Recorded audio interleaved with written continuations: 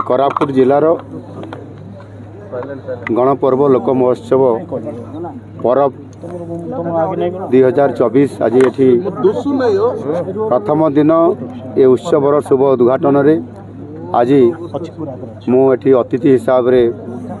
मत आज सुजोग मिलला मुख्यमंत्री हिसाब रे जोग देवाई से सर्वप्रथमे मु कोरापुटवासी को धन्यवाद देवी। ये उत्सव वास्तव में ये सांस्कृतिक उत्सव नुह केवल ये जिलार गोटे प्रगतिर उत्सव ये जिले में यह एक सांस्कृतिक उत्सव हिसाब से आज आम एठी प्रगतिर कथा हो विकास कथा हो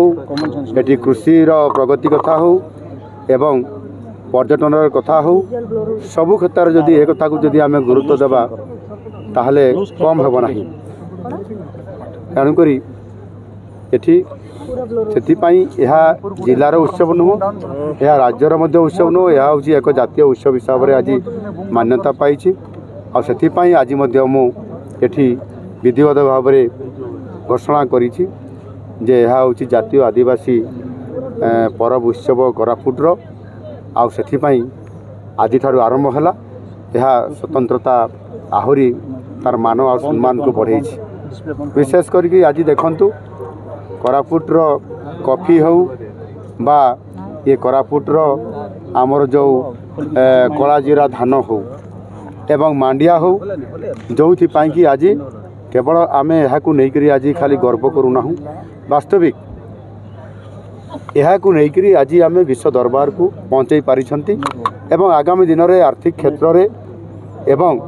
एठी कृषि क्षेत्र में निश्चित भाव में कोरापुट को लेकर आज ओडिशा गर्व करुछि आगामी दिन में भारत वर्ष में निश्चित भाव में यह विश्व दरबार को पहुँचाइबार भूमिका रहिबो। तेणु कोरापुटर आज विकास करने पर्यटन क्षेत्र आरंभ करी विभिन्न क्षेत्र में आज रोड क्षेत्र में हो रेल क्षेत्र में हो एवं आज शिक्षा क्षेत्र में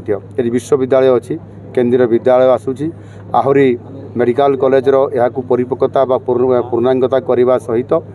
विभिन्न पर्यटन क्षेत्र तीर्थ क्षेत्र को बहुत आगक नापी सरकार आंतरिकता आज देखते नुआ सरकार आसला आज अनेक योजना हाथ को नहीं आज आम किसी योजनार प्रोजेक्ट को आम आज शिलान्यास करूँ शुभ उद्घाटन करने आज निष्पत्ति नेलु। तेणु वास्तविक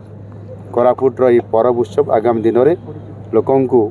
प्रगतिर पथर आगक नावा सहित सामान्य आर्थिक क्षेत्र में विकास को त्वरान्वित करिब विशेष करी आदिवासी वर्गर जेभली भाव में ये अंचल को अतीत एठी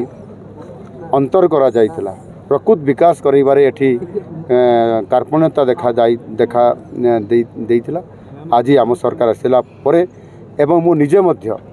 जने सही संप्रदायर जने मु लोक होइतबा कारणरू व्यक्ति होइतबा कारणरू निश्चित भाव में आज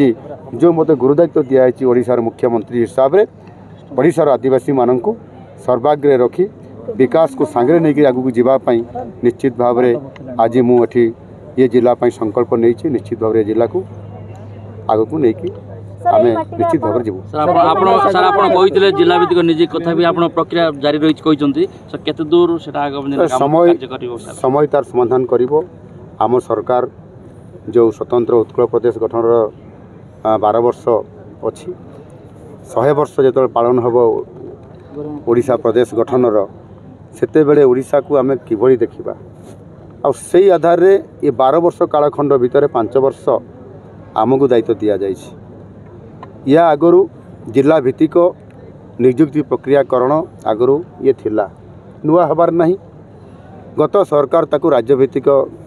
करी देइथिले को उद्देश्य रे करले सेतिरे स्थानीय जिलावासी माने किभली भाव उपकृत होइछंती से कथा आपण माने समस्त जानिछंती किंतु आम जिला स्तर रे हेले जिला स्तर आमर युवक युवती माने किभली भाव तार न्याय पाइबे एवं जिला स्तर नियुक्ति से नियुक्तिर अंतर्भुक्त रही पारिबे राज्य स्तरीय हेले सेथिरे विभिन्न प्रकार समस्या अच्छी से आधार करी जो दाबी होती ताकू आम सरकार विचार को नहीं निश्चित भाव में आगामी दिन में यथा समय ताहा निष्पत्ति नेबार योजना अच्छी से आड़ को आम जाऊँ आगामी दिन निश्चित भाव में आपको ए बाबद जनइबू।